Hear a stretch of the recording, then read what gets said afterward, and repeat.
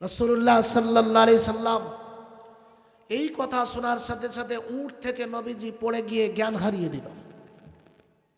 আল্লাহর নবী, বিশ্ব নবী, শিশু নবী মুহাম্মাদুর রাসূলুল্লাহ সাল্লাল্লাহু আলাইহি ওয়াসাল্লাম ওই সময়তে আমেনা দ্রুত গতিতে উঠ থেকে নেমে গেল। রাসূলুল্লাহকে বুকে করে জড়িয়ে ধরে। নবীজি জ্ঞান হারিয়ে দিয়েছে। নবীজি সাল্লাল্লাহু আলাইহি সাল্লামের মা আমেনা অসুস্থ মানুষ, পাগল পারা হয়ে গেল। আল্লাহ নবী বেশ কিছুক্ষণ পরে জ্ঞান ফিরে পেল। আল্লাহর নবী বলে, ভাগো, তুমি যে বলেছিলে মদিনাতে তোমার পিতা আছে, কই মা? আমাকে কি আমার পিতা দেখতে পাইনি? আমাকে কেন মুস্তফা বলে ডাকে না? কই গো মা, আমার পিতা কোথায়? আল্লাহ নবী বিশ্ব নবীকে আমেনা বলছে, বেটা মুস্তফা রে, তোমার পিতার সঙ্গে দেখা হবে বেটা, তবে আমার শারীরিক অবস্থা বড় দুর্বল। ও বেটা মুস্তফা, আমি বড় অসুস্থ রে বেটা, আমার শরীরের অবস্থা বড় দুর্বল। এটা হলো তোমার নানির দেশ। ও বেটা মুস্তফা, বহুদিন থেকে তোমার নানির বাড়ি আসতে পারিনি। এখন যদি তুমি একটু আমাকে অনুমতি দিতে, তোমার নানির বাড়িতে কিছুদিন রেস্ট করে সুস্থ শরীর হলে পরে তোমার পিতার কাছে নিয়ে যেতাম। নবী বলছে, মা, আমি পিতার কাছে এসেছি, আমি নানির বাড়ি আসিনি। আমাকে পিতা দেখানো হোক, পরে নানির বাড়ি দেখা যাবে, পিতার সাথে মোলাকাত। আল্লাহর নবী বিশ্ব নবীর মা আমেনার শরীর অসুস্থ, দুর্বল শরীর, স্বামীর শকাহত স্বামীর মৃত্যুর শকা, দ্বিতীয়ত কলেজার টুকরা সন্তান পিতার আবদার করেছে, এদিকে চিন্তিত, নানান রোগের মধ্যে তিনি আক্রান্ত হয়ে পড়েছে। আমেনা ওই সময়তে আল্লাহ নবী বিশ্ব নবীজিকে একটু দূরে নিয়ে গিয়ে আল্লাহ নবীর পিতা আব্দুল্লাহর যে জায়গায় কবর আছে, ওই কবরটাতে প্রাচীতে কবরে পাথর দেওয়া আছে, পাথর দিয়ে কবরটা একটু করে চিহ্নিত করা আছে। আল্লাহর নবী বিশ্ব নবীর মা আমিনা ওই সময়তে নবীজির কাঁধের উপরে হাত রেখে দিয়ে বসে বসে বলে, বেটা মুস্তফা রে, ওই যে দেখতে পাচ্ছ বাবলা গাছের নিচে পাথর দিয়ে উঁচু করা ঘেরা, ওই জায়গাতে তোমার বাপ শুয়ে আছে বেটা। ও বেটা মুস্তফা, আমার শরীরের অবস্থা বড় দুর্বল বেটা রে, আমি একটু আরাম করি রে বেটা, এই গাছেতে হিলাম দিয়ে একটু আরাম করি। আল্লাহ নবীর মা আমেনা একটা বাবলা গাছে হেলান দিয়ে নবীজির মা শুয়ে পড়ল। এভাবে হেলান দিয়ে শুয়ে গেল। নবীজি দ্রুত গতিতে ছুটল পিতার সাথে দেখার জন্য। আল্লাহ নবী পিতার কবরের কাছে দাঁড়িয়ে নবীজি ডাক দিচ্ছে, এবার আব্বা, আপনার কলেজার টুকরা সন্তান মুহাম্মাদুর রাসূলুল্লাহ সাল্লাল্লাহু আলাইহি ওয়াসাল্লাম এসেছে। মা, বাবা গো, আমার পিতা, আপনি আমাকে মুহাম্মদ বলে ডাকুন, আমাকে আপনি একবার বুকে করে জড়িয়ে ধরুন। আল্লাহ নবী কবরের কাছে দাঁড়িয়ে পিতা পিতা বলে ডাকে। কে সাড়া দেবে কার কথা শুনে? নবীজি সাল্লাল্লাহু আলাইহি সাল্লামের ডাকে কোনো সাড়া আসে না। আল্লাহর নবী পিতার কবরে বুক পাড়া দিয়ে পড়ে গেল। আল্লাহর নবী বিশ্ব নবী সিরাতে আম্বিয়াতে লেখা রয়েছে, নবীজি আল্লাহর হাবিব মা নিজের পিতার কবরের বুক পাড়া দিয়ে পড়ে গিয়ে নবীজি কাঁদতেছে, আব্বা, আজকে 6 বছর বয়স, আমি তোমারে দেখতে পাইনি রে বাপ, কোথায় আসো? কবরের কাছে এসেছি, তোমার কাছে এসেছি, পিতা আমাকে ডাকো মুহাম্মদ বলে, আমি তোমার কোলেতে বুকেতে চড়তে চাই। আল্লাহ নবীর ডাকে কোনো সাড়া আসে না। নবীজির মনে পড়ে গেল, আমার মা তো অসুস্থ, আমার মাকে অসুস্থ রেখে এসেছি। আল্লাহর নবী কবরের কাছ থেকে নবী উঠে দাঁড়ালো। নবীজি দাঁড়িয়ে দেখে বাবেরা বাবলার কাছে হেলান দেওয়া আছে। আল্লাহর নবী বিশ্ব নবী আমার পিতার কবরে বুক পাড়া দিয়ে পড়ে গেল। নবীজি কাঁদে, পিতা পিতা বলে ডাকে, কোনো শব্দ আসে না। আবার মনে পড়ে গেল মায়ের কথা। আল্লাহর নবী বিশ্ব নবী কবর থেকে উঠে যখন উঁচু করে দেখে, নবীজি আর মা দেখতে পাচ্ছে না। রাসূলুল্লাহ সাল্লাল্লাহু আলাইহি ওয়াসাল্লাম পিতার কবর থেকে উঠে দাঁড়িয়ে নবীজি মায়ের দিকে নজর করে দেখে, মা বাবলার কাছে হেলান দেওয়া ছিল, হেলান দেওয়া নেই। এবার মা বলে রাখ, জওয়ান যুবকেরা, এতিম কাকে বলে? আল্লাহ যে কোরআনে এতিমের বর্ণনা দিয়েছে, নবীজি রাসূলুল্লাহ সাল্লাল্লাহু আলাইহি ওয়াসাল্লাম দ্রুত গতিতে মায়ের দিকে ছুটে গেল। লক্ষ্য করে উম্মে আইমান নবীজির মায়ের কাছে, মাতার কাছে বসে বসে কাঁদে। আল্লাহর নবীর মা আমেনা লম্বা হয়ে শুয়ে আছে। নবীজি মা মা বলে ডাকে, ও মা আমেনা, তোমার বেটা মুস্তফা এসেছে মা, কথা বলো। আল্লাহ নবীর মা আমেনা নবীজির সঙ্গে কথা বলে না, কোনো শব্দ আসে না। আল্লাহ নবী বিশ্বনবী রহমতের নবী মায়ের উপরে বুক পাড়া দিয়ে পড়ে গেল। মায়ের বুকের উপরে বুক পাড়া দিয়ে নবী পড়ে গিয়ে ঠোঁটের উপরে ঠোঁটটা লাগিয়ে দিয়ে মা মা বলে কাঁদে। নবীজি বলে, মা গো কি হয়েছে মা, কথা কেন বলো না? উম্মে আইমান কান্না জড়িত কণ্ঠে বলল, বেটা মুস্তফা রে, ও বেটা মুস্তফা, আর তোর মা জীবনে আর তোর সঙ্গে কথা বলবে না বেটা। ও বেটা মুস্তফা, তোর মা দুনিয়ার জমিন থেকে বিদায় নিয়েছে। মা আমেনার বুকের উপরে নবীজি ঠোঁটের উপরে ঠোঁট রেখে দিয়ে মা মা বলে ডাকে আর বলে, মা গো কেন? পিতা দেখতে চেয়েছিলাম, পিতা দেখতে চেয়ে আমি আমার মা হারিয়ে দিলাম। আল্লাহ পাক কোরআনে বলছেন, আলাম ইয়াজিদকা ইয়াতীমান ফাআওয়া, হে নবী আমি আল্লাহ আপনাকে কি এতিম অবস্থা পাইনি, অসহায় অবস্থা পাইনি? যখন আপনার কেউ ছিল না তখন আমি আল্লাহ আপনার চাচার অন্তরে এমন মহব্বত, আপনার দাদু আব্দুল মুতালিবের মধ্যে এমন মহব্বত আমি আল্লাহ দিলাম, যেইভাবে আমি আল্লাহ আপনাকে সাহায্য করেছি, সহযোগিতা করেছি। নবীজি সাল্লামকে উম্মে আইমান বলছেন, বেটা মুস্তফা, তোমার মা আর তোমার সঙ্গে কথা বলবে না, দুনিয়া থেকে বিদায় নিয়েছে। আল্লাহর হাবিব বিশ্ব নবী রহমতের নবী ওই সময়েতে মা আমেনার কাছ থেকে উম্মে আইমানকে বলছে, উম্মে আইমান, আমার মায়ের হাতখানা তুমি ধরো, আমি পাখানা ধরি। উটের পৃষ্ঠের উপরে কোনো ক্রমে ধরে বসিয়ে মক্কা নিয়ে যাই আমার দাদু আব্দুল মুতালিবের কাছে। ওই সময় উম্মে আইমান বলেছিল, ও বেটা মুস্তফা, যেটা সম্ভব নয় ওটা করো না বেটা।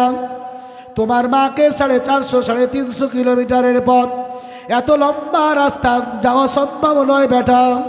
আল্লাহ নবী বললে, মা ও উম্মে আইমান, তাহলে এখন করণীয় কি?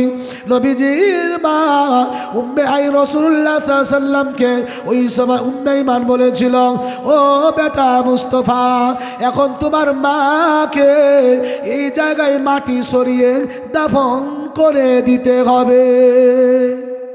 নবীজি বলছেন, আমার চোখের সামনে আমার মাকে আমি মাটির তলে পুঁতবো, এটা আমার দ্বারা সম্ভব হবে না। নবীজি সাল্লাম কাঁদতেছে, এত কান্না কাঁদতেছে, আল্লাহ পাকের আরশ পর্যন্ত রাসূলুল্লাহর কান্নায় যেন থরথর করে কাঁপতেছে। রাসূলুল্লাহ সাল্লাল্লাহু আলাইহি ওয়াসাল্লাম বিশ্ব নবীর সামনে উম্মে আইমান নিজে 2 হাত দিয়ে বালি সরাচ্ছেন। নবীজি সাল্লাম বুঝতে না পেরেও আবার রাসূলুল্লাহ উম্মে আইমানের সঙ্গে বালি সরাচ্ছেন। জিজ্ঞাসা করছে, উম্মে আইমান, এইখান থেকে এই বালি সরানোর অর্থ কি? উম্মে আইমান বলছেন, বেটা এই জায়গায় তোমার মাকে কবর দেওয়া হবে। কত দুঃখের কথা, শিশু বাচ্চা, শিশু নবী 6 বছরের নবীর সামনে মা দাফন হচ্ছে। রাসূলুল্লাহ সাল্লাল্লাহু আলাইহি ওয়াসাল্লাম মা আমেনাকে যখন কবর খোঁড়া হয়ে গেল, আংশিক সামান্য গর্ত খনন করা হলো, তখন উম্মে আইমান নবীজির মায়ের হাতখানা ধরে আস্তে করে টেনে গর্তে আর পাখানা ধরে আস্তে করে গর্তে নামাচ্ছে। যখন আল্লাহর নবী কান্নায় ভেঙে পড়ছে, তখন পৃথিবীতে আল্লাহ পাক আমাদেরকে পাঠিয়েছেন সাময়িক সময়ের জন্য, এসেছি, একদিন আমাদেরকে চলে যেতে হবে না? হবে না? মাটির পিঞ্জিরা ভাঙ্গিয়া চুরিয়া একদিন তো যাইবে পাখি উড়িয়া উড়িয়া, একদিন তো যাইবে পাখি উড়িয়া উড়িয়া, মাটির পিঞ্জিরা ভাঙ্গিয়া চড়িয়া, একদিন তো যাইবে পাখি উড়িয়া উড়িয়া, একদিন তো যাইবে পাখি উড়িয়া উড়িয়া। ছেড়ে যাবে দুনিয়া মায়ার বাঁধন কাটিয়া, ছেড়ে যাবে দুনিয়া মায়ার বাঁধন কাটিয়া, আজরাইল তো আছে সামনে বসিয়া বসিয়া, মাটির পিঞ্জিরা ভাঙ্গিয়া চড়িয়া, একদিন তো যাইবে পাখি উড়িয়া উড়িয়া, একদিন তো যাইবে পাখি উড়িয়া উড়িয়া। ছেলে মেয়ে টাকা তোলার ব্যাপার আছে নাকি? শোনেন একটা কথা, আমার কিন্তু সিস্টেম জলসার শুরুতে টাকা তোলা নয়, শেষের দিকে। আপনারা টাকা পয়সা নিয়ে রাখবেন মোটা অঙ্কে, অবশ্যই টাকা তুলবেন ইনশাল্লাহ। কিন্তু জলসার যেটা সিস্টেম, আপনারা জীবনী শোনার জন্য এসেছেন, জীবনীর সিস্টেম পরিবর্তন হয়ে যাবে টাকার জন্য। অতএব অবশ্যই যারা দেবেন অবশ্যই দেবেন, তবে শেষের দিকে যেই সিস্টেমে আমি আমারভাবে তুলি সেইভাবে তোলার চেষ্টা করবেন ইনশাআল্লাহ। আর আপনারা যে যা পারেন যেভাবে তুলছে আপনারা দেন, কিন্তু যেহেতু জীবনের একটা সিস্টেম আছে, ধারাবাহিক আছে, এটা ধারাবাহিকতা নষ্ট হয়ে যেতে পারে, তাই এভাবেই তা টাকা তুলব নাকি না ধারাবাহিক চলবে? যে তকবীর দেন, নারে তাকবীর, নারে তাকবীর। আস্তে করে বলেন, ঠান্ডার দিনে কেউ না শুনতে পায়। নারে তাকবীর, নারে তাকবীর। হ্যাঁ, যা হাল আপনাদের, জীবনই ঠিক শুনছেন কিন্তু আওয়াজ আপনাদের ব্যাটারি বসে গেছে, সব চার্জ দিতে হবে। রাসূলুল্লাহ সাল্লাল্লাহু আলাইহি ওয়াসাল্লাম দুধমা হালিমাতুস সাদিয়া রাদিয়াল্লাহু নবীজি সাল্লাল্লাহু এর মা আমেনাকে কবরস্থ করে মক্কা থেকে যখন ছুটলেন, মদিনা থেকে নবীজি সাল্লাল্লাহু উম্মে ঈমানকে সঙ্গে করে নিয়ে যখন ছুটলেন মক্কায়। এই কথা বলবেন না, ওয়াজ বন্ধ করে দেব? আরে কথা বলছেন না কেন? ওয়াজ বন্ধ করে দেব? উঠবেন না কিন্তু, মাত্র রাত 10টা 10 বাজলো না, আপনাদের ঘড়িতে খুব বেশি বেজেছে 10টা 12, কিছুই রাত হয়নি। নবীজি সাল্লাল্লাহু আলাইহি ওয়াসাল্লাম যখন মক্কা মদিনা থেকে মক্কায় ফিরলেন, আব্দুল মুতালিব অপেক্ষা করছেন, আমার পোতা আসছেন। নবীজি সাল্লাল্লাহু আলাইহি সাল্লাম যখন ফিরলেন, মা হারিয়ে আসলেন। এদিকে তায়েফে খবর হয়ে গেছে হালিমার কাছে, হালিমা সংবাদ পেয়েছে যে রাসূলুল্লাহ সাল্লাল্লাহু আলাইহি সাল্লামের মা আমেনা দুনিয়া থেকে বিদায় নিয়েছেন। ওই সময়তে হালিমা নবীজির কাছে তায়েফ থেকে ছুটে এসেছেন। তায়েফ থেকে ছুটে এসে আল্লাহর নবী বিশ্ব নবীর কাছে এসে বলেন, ও বেটা মুস্তফা, বেটা মুস্তফা রে, আমি তোর মা হতে পারবো না বেটা, কিন্তু যতদিন বেঁচে থাকবো আমি তোর মা হয়ে থাকবো। কারু যদি মা মারা যায় আর কিয়ামত পর্যন্ত মা পাওয়া যাবে? কারু যদি পিতা মারা যায় আর কিয়ামত পর্যন্ত পিতা পাওয়া যাবে না। একজনে বলছে মা মারা গেলে মা পাওয়া যায়, বাপ মারা গেলে বাপ পাওয়া যায়, কিন্তু বউ মারা গেলে বউ পাওয়া। জিজ্ঞাসা করা হলো, ব্যাপার কি, সিস্টেম কি? আমরা জানি যে মা মারা গেলে মা পাওয়া যায় না, বাপ মারা গেলে বাপ পাওয়া যায় না, আর আপনি বলছেন মা মারা গেলে মা পাওয়া যায়, বাপ মারা গেলে বাপ পাওয়া যায়, আর বউ মারা গেলে বউ পাওয়া যায় না। বলছে যে কি, এটার ঘটনা শুনবেন? বলছে হ্যাঁ বলেন। বলছে আমার যখন মা মরে গেল তখন আমি খুব কান্নাকাটি করছি। তখন পাশেতে আমার খালাম্মা বসে আছে, চাচি বসে আছে, আমার প্রতিবেশীরা বসে আছে, বেটা কেঁদো না রে বেটা, তোর মা মরলে কি হয়ে গেল, আমরা তো তোর মা আছি। বলে না বলে না, সান্ত্বনা দিচ্ছে, বেটা মা মরলে কি হয়ে গেল। চাচি বলছে বেটা আমি তোর তো চাচি, তোর মা তো আসি। খালা বলছে আমি তোর মা আসি। বলে কিছুদিন পরে আমার বাপ মরে গেল, আমি বাপের শোকে শোকাহত হয়ে অঝর নয়নে কাঁদছি যখন, তখন আমার মামা চাচারা বলছে বেটা কাঁদিস না রে, তোর বাপ মারলে কি হলে, মরে গেলে কি হলো, আমরা তোর চাচা, তোর বাবা তো তোর বাপ আসি। কিছুদিন পরে আমার বউ মারা গেল, কিন্তু পাশে আমার চাচাতো বোন, খালাতো বোন, মামাতো বোন বসে আছে, বইয়ের জন্য খুব কান্নাকাটি করি, তো কেউ বলল না চাচাতো বোনকে ভাই মারে কাঁদিস না, তোর বউ মরলে কি হলো, আমরা তো তোর জন্য আছি। বলে নাকি? এই জন্য বাপ মারা গেলে বাপ পাওয়া যাচ্ছে, মা মারা গেলে মা পাওয়া যাচ্ছে, বউ মারা গেলে বউ, এই দিক থেকে পাওয়া যাচ্ছে না। কিন্তু আসলে এই মা মারা গেলে মা পাওয়া যায় না, বাপ মারা গেলে বাপ। আপনারা তো গোঙা বসে আছেন, গোঙা। এবার প্রিয় ভাইয়েরা, জওয়ানেরা, যুবকেরা, আল্লাহ নবীর দুধ হালিমাতুস সাদিয়া বলল বেটা মুস্তফা রে, ও বেটা মুস্তফা কাঁদিস না রে বেটা, আমি তোর মা হতে পারবো না, কিন্তু যতদিন জীবিত থাকবো তোর মা হয়ে থাকবো। আল্লাহ নবীকে সান্ত্বনা দেয় দাদু আব্দুল মুতালিব। নবীজি সাল্লাল্লাহু আলাইহি ওয়াসাল্লাম দাদু আব্দুল মুতালিবের কাছে লালিত পালিত হয়। আল্লাহর নবী স্নেহের কোলে, মায়া মমতার কোলে রাসূলুল্লাহ দাদু আব্দুল মুতালিবের কাছে থাকে। আব্দুল মুতালিবের শরীর অসুস্থ, নবীজির বয়স তখন 8 বছর। আল্লাহ নবী দাদু আব্দুল মুতালিবের শরীর অসুস্থ। ওই সময়তে আব্দুল মুতালিব তার সন্তানদেরকে ডাক দিল, এবার কলেজার টুকরা সন্তানেরা কে আছো কোথায়, তোমরা আজকে আমার কাছে এসো। সবাই এক জায়গায় হলো। আল্লাহ নবী দাদু আব্দুল মুতালিবের পাশেই বসে আছে।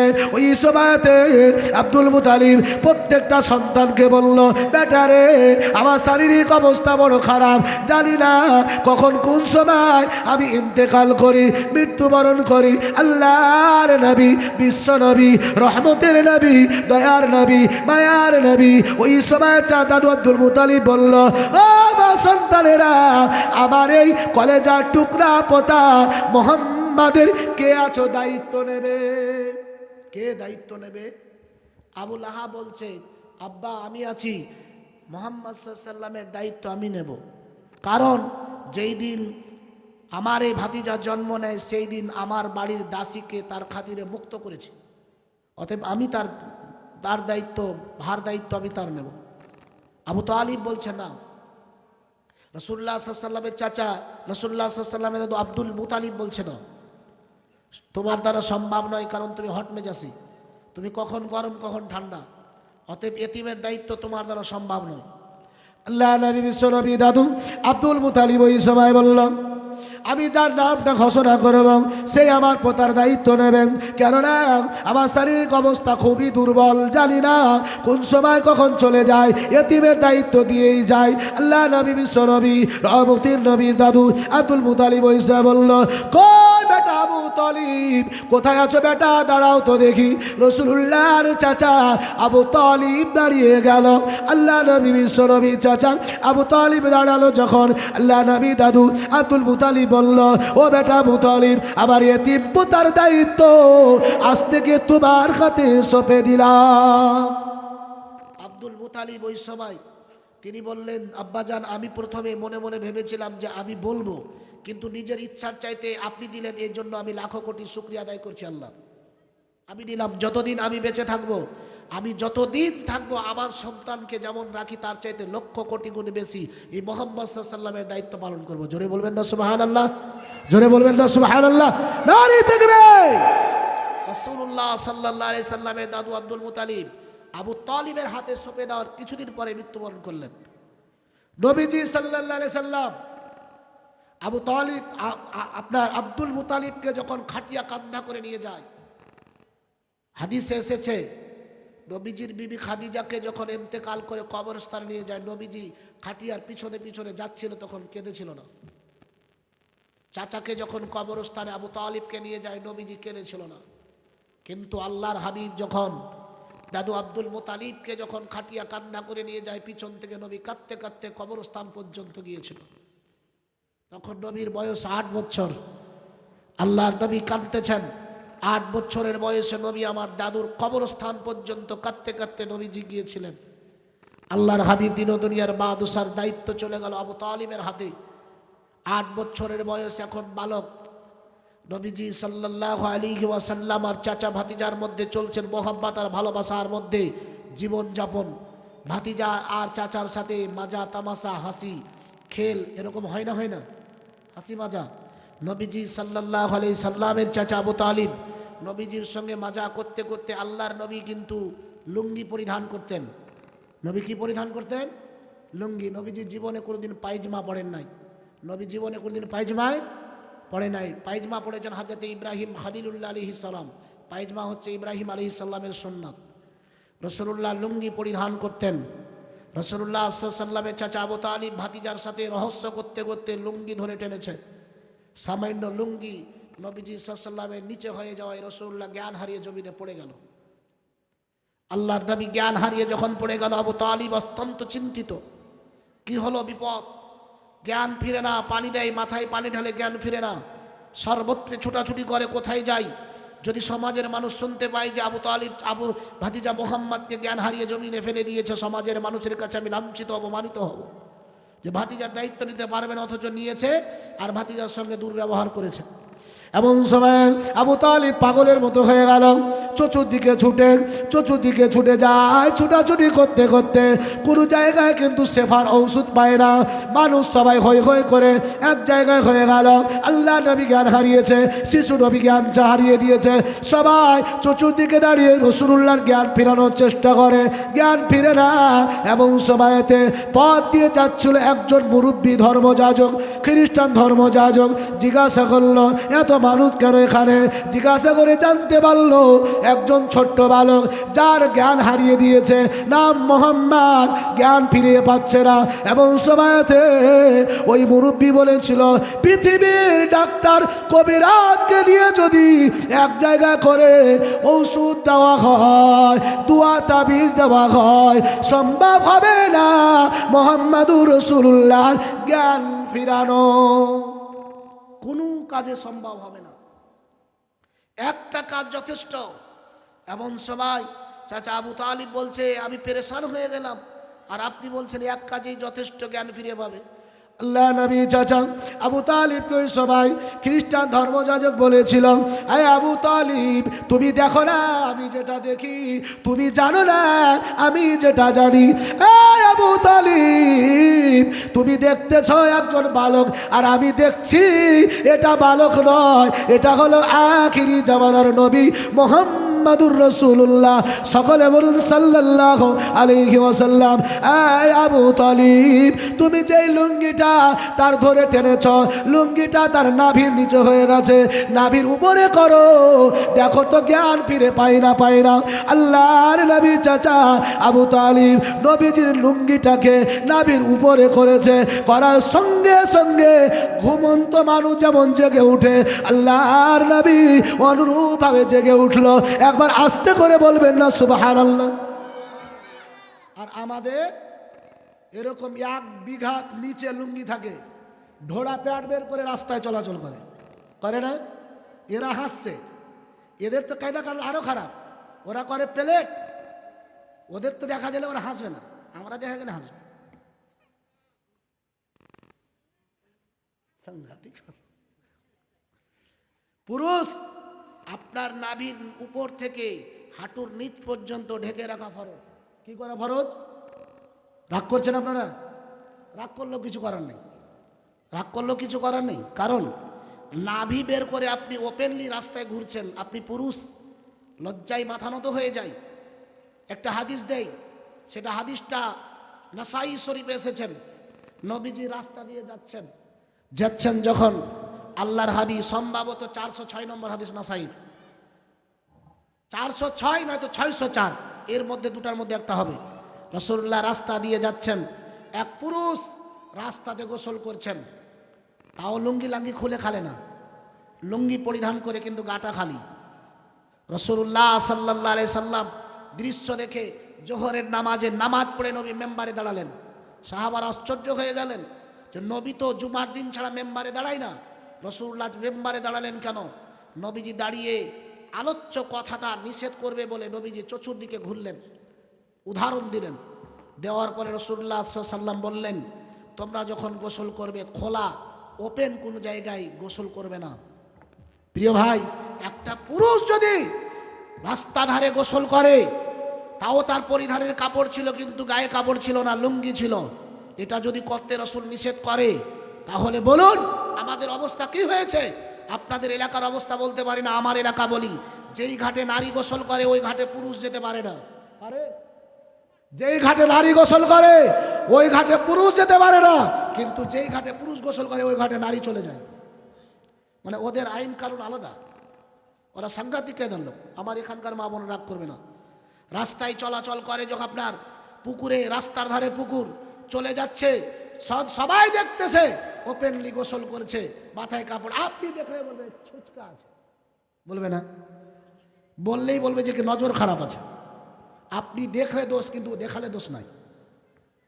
এ হচ্ছে বর্তমান জামানা। রাগ করবেন না ভাই, যা চলছে বর্তমান।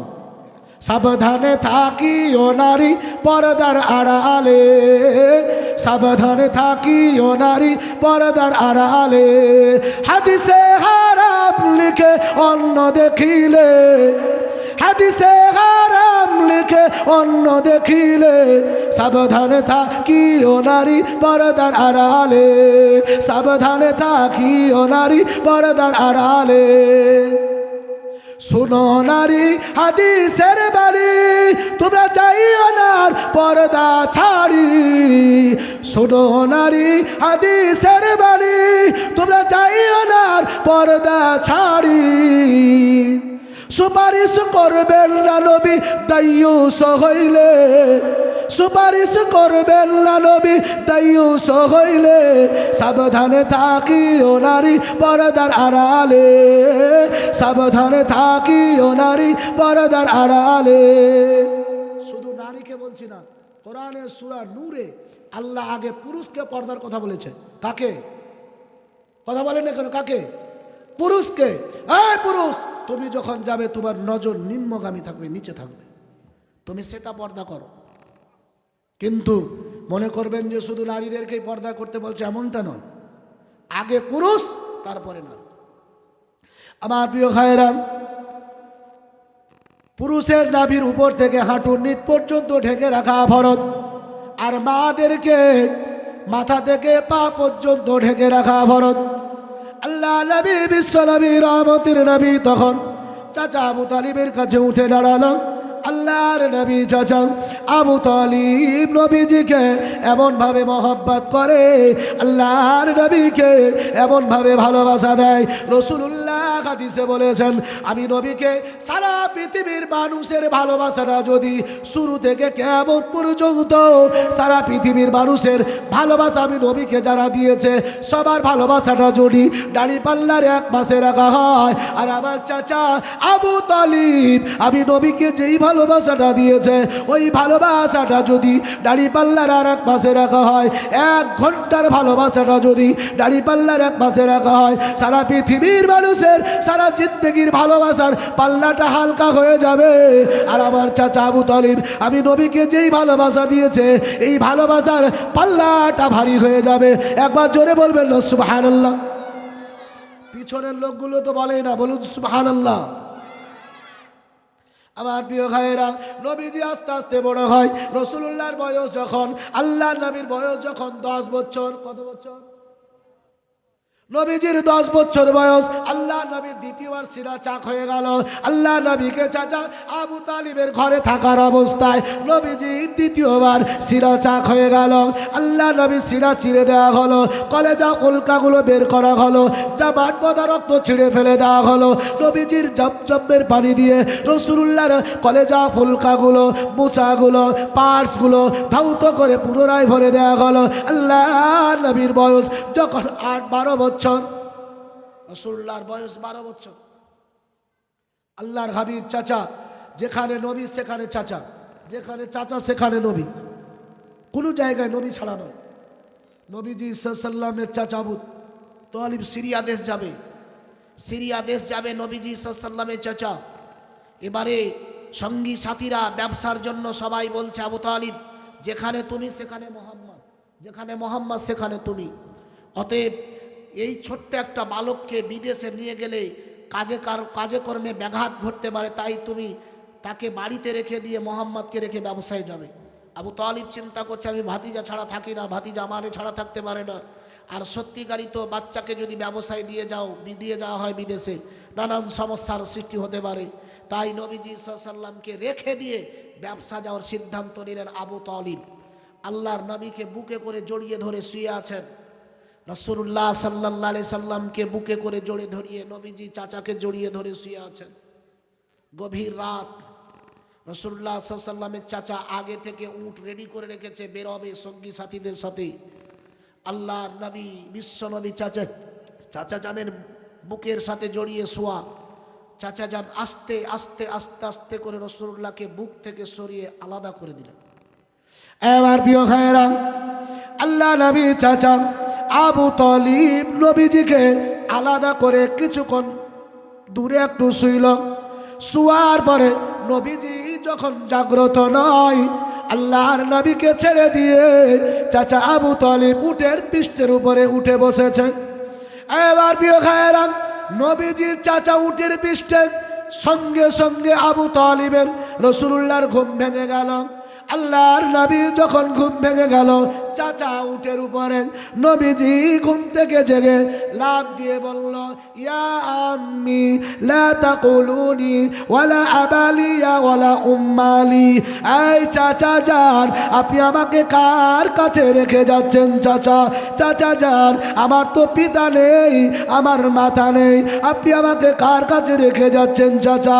এই কথা যখন নবীজি বলেছেন, আবু তালিবের মনের মধ্যে বা রাসূলুল্লাহর করুণ কথা শুনে নবীজির চাচা উটের পিঠ থেকে নেমে বসলো, নেমে পড়ল, সঙ্গী সাথীদেরকে বলল, ওয়াল্লাহি লা আখরুজান্না বিহি মাইয়া ওয়ালা ইউফারিকুনি ওয়ালা ইউফারিকুহু আবাদা। এই সঙ্গী সাথীরা, আমি ওই আল্লাহর নামের কসম করে বলি, আমি ভাতিজা ছাড়া থাকতে পারি না রে, ভাতিজা আমাকে ছাড়া থাকতে পারে না। ওয়াল্লাহি লা আখরুজান্না বিহি মাইয়া ওয়ালা ইউফারিকুনি ওয়ালা ইউফারিকুহু আবাদা। এই সঙ্গীরা সাথীরা, আল্লাহর নামের কসম করে বলি, আমি আমার ভাতিজা ছাড়া